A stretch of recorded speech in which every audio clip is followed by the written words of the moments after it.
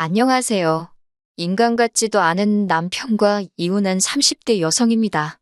어디 속 시원하게 털어놓을 곳도 마땅치 않고 한편으론 남편이든 그 여자든 이 사연 좀 듣고 정신 좀 차렸으면 해서 이렇게 몇 자 적어보네요. 왕년에 고생 한번 안 하는 사람 없다지만 제 인생도 참 박복합니다.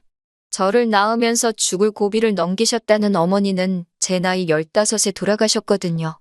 그리고 한 1년은 할머니와 함께 지냈는데 할머니가 저를 어찌나 미워하시던지요. 딸이라서 밉다, 키가 커서 싫다, 지 애미 잡아먹은 X. 사춘기로 한참 예민하던 시기에 할머니의 폭언에 얼마나 시달렸는지 몰라요. 그런 와중에 저희 아버지는 돈 벌어온다고 집안 곳곳을 전전하셨다 들었는데 그러다 하루는 아버지보다도 한참 어려 보이는 여자를 데려왔습니다. 새어머니라 하더군요. 새어머니만 놓고 이야기하자면 나쁜 분은 결코 아니셨어요. 하지만 그땐 저도 어렸으니 새어머니한테 어떻게 다가가야 할지 몰랐고 새어머니도 어떻게 엄마 노릇이란 걸 해야 하는지 감을 못 잡는 눈치였네요. 게다가 아버지가 출근하고 나면 할머니는 새어머니를 정말 못살게 괴롭혔어요. 별것도 아닌데 손이 크네, 엉덩이가 가볍네 어쩌네 저쩌네 그냥 넘어가도 될 것 같은 일들로 새어머니한테 화를 내고 소리를 지르고 그리고 아버지는 그런 새어머니를 지켜주지 못하시대요. 그도 그럴 것이 어려서는 잘 몰랐는데 돌아가신 어머니 병원비다 뭐다 해서 아버지가 할머니한테 돈을 많이 가져다 썼던 모양이에요.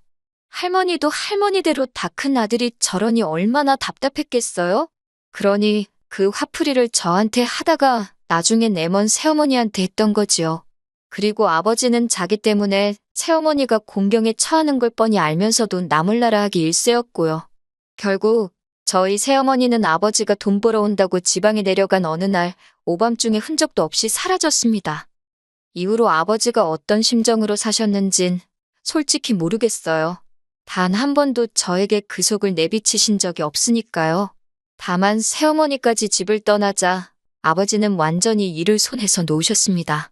자식인 저는 눈에 보이지도 않았나 봐요. 하루가 멀다 하고 낮밤으로 술만 찾아대셨지요.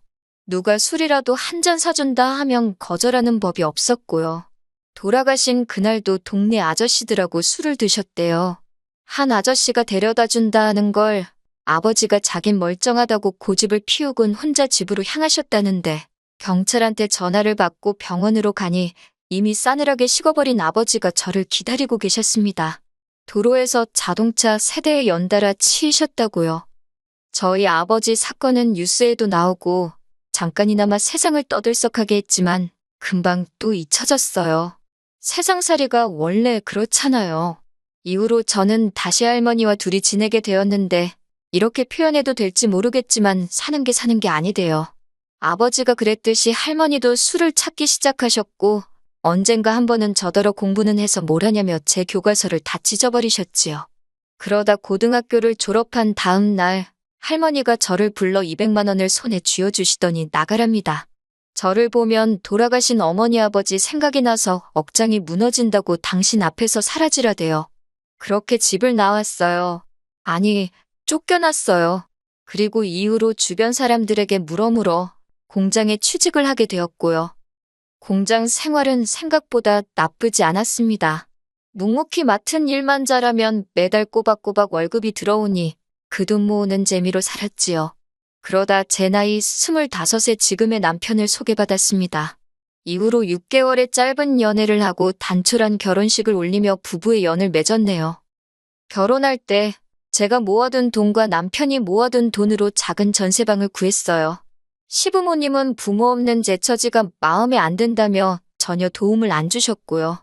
그러다 제가 결혼한 지 반년 만에 임신을 하면서 공장을 관두게 되었습니다. 어머님이 첫째는 무조건 아들을 낳아야 한다고 어찌나 유난이셨는 제 귀에 딱지가 않는 기분이었지요.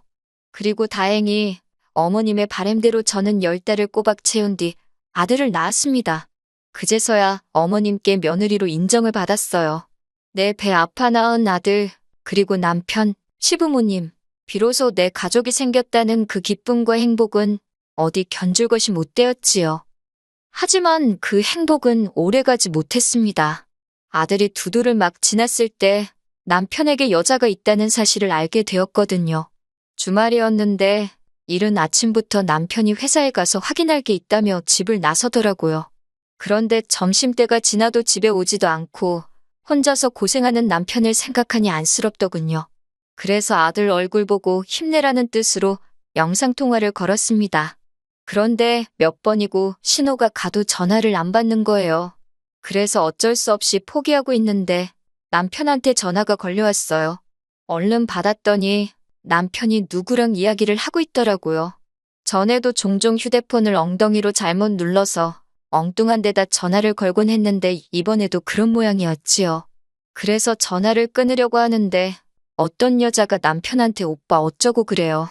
그때부턴 저도 모르게 입을 틀어막고 여자가 하는 말에 귀를 쫑긋 세웠습니다.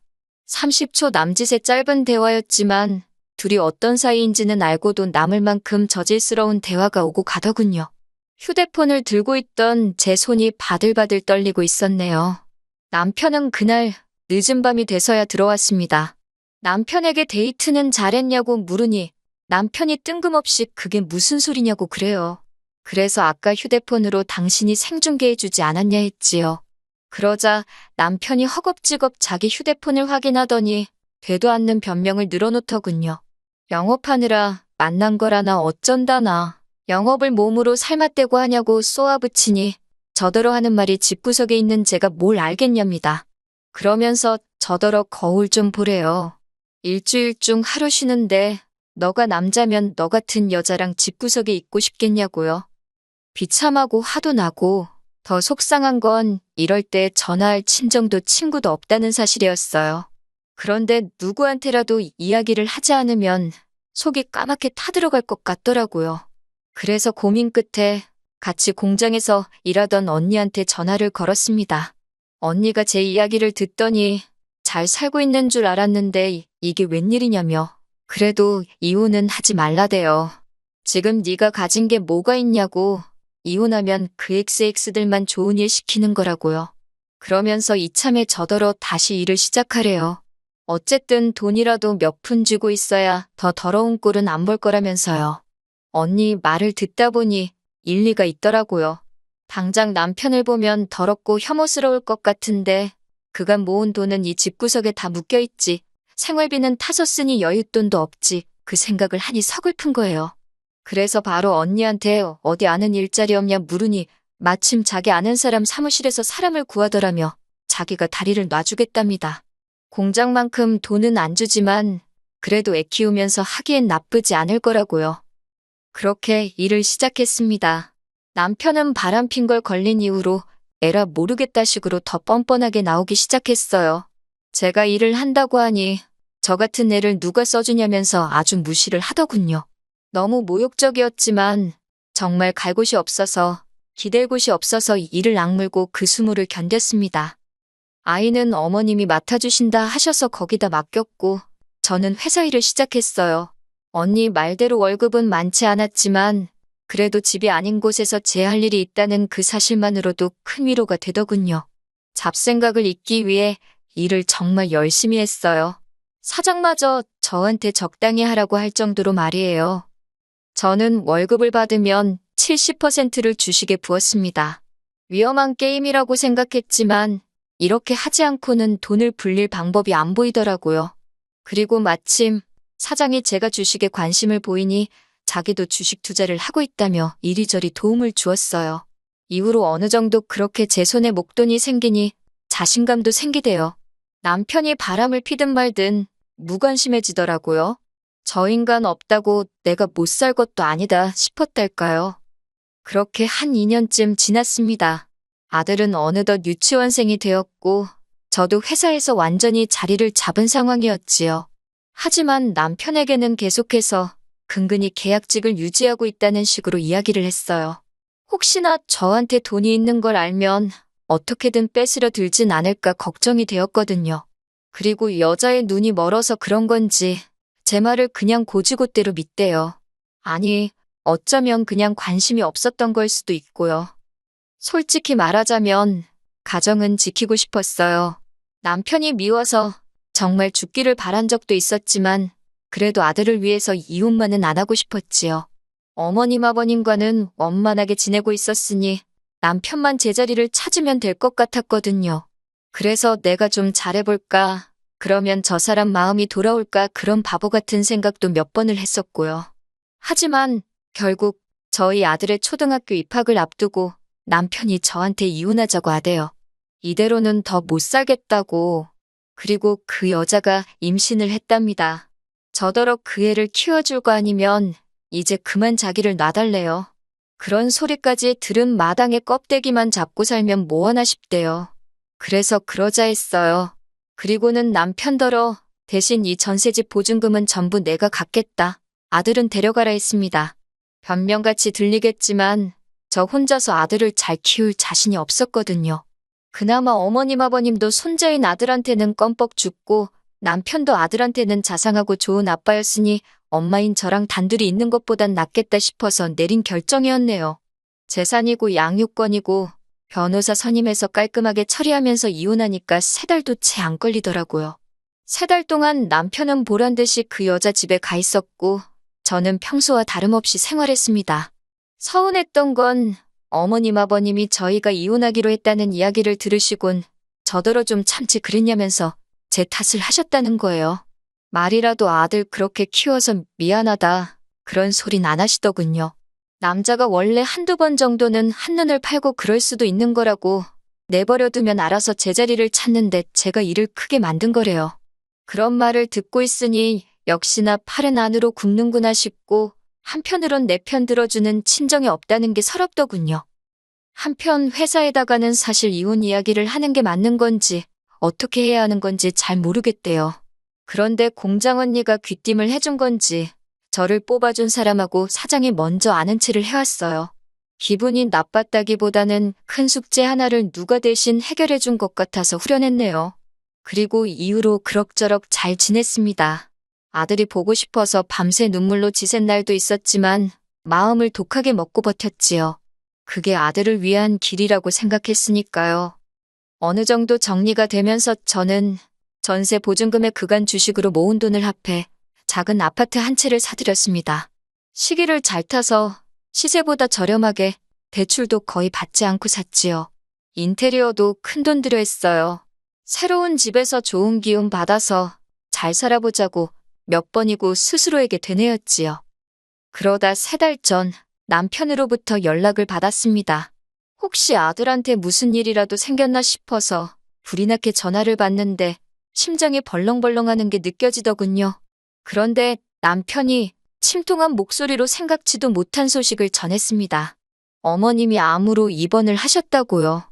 그러면서 어머님이 저를 찾으신다고 저더러 와서 어머님 좀 돌봐주면 안 되냐입니다. 그 여자는 지금 배가 불러와서 어머님 병간호는 못한다나요? 그래서 그러면 돈 주고 간병인을 쓰던지 하면 되지. 내가 아직도 네 마누라로 보이냐고 정신 차리라고 소리를 질렀네요. 하지만 인간이 말귀를 못 알아들어 처먹은 건지 또 연락을 해왔어요. 전 솔직히 시어머니가 돌아가시기라도 한 줄 알았습니다. 그런데 전화를 받으니 대뜸 악을 쓰대요. 그 소리가 어찌나 크던지 고막이 다 찢어지는 줄 알았다니까요. 남편이 대뜸 저더러 저 때문에 그 여자가 유산을 했답니다. 밑도 끝도 없는 남편의 말에 황당해서 그게 무슨 소리냐니가 제가 어머님 병간호를 안 해줘서 그 여자가 병간호를 했다나요? 어이가 없어서 간병인을 쓰면 되지. 그걸 왜 임산부를 시켰냐고 쏘아붙였지요. 그랬더니 그 여자가 어머님한테 잘 보이고 싶다면서 자진해서 한다고 했대요.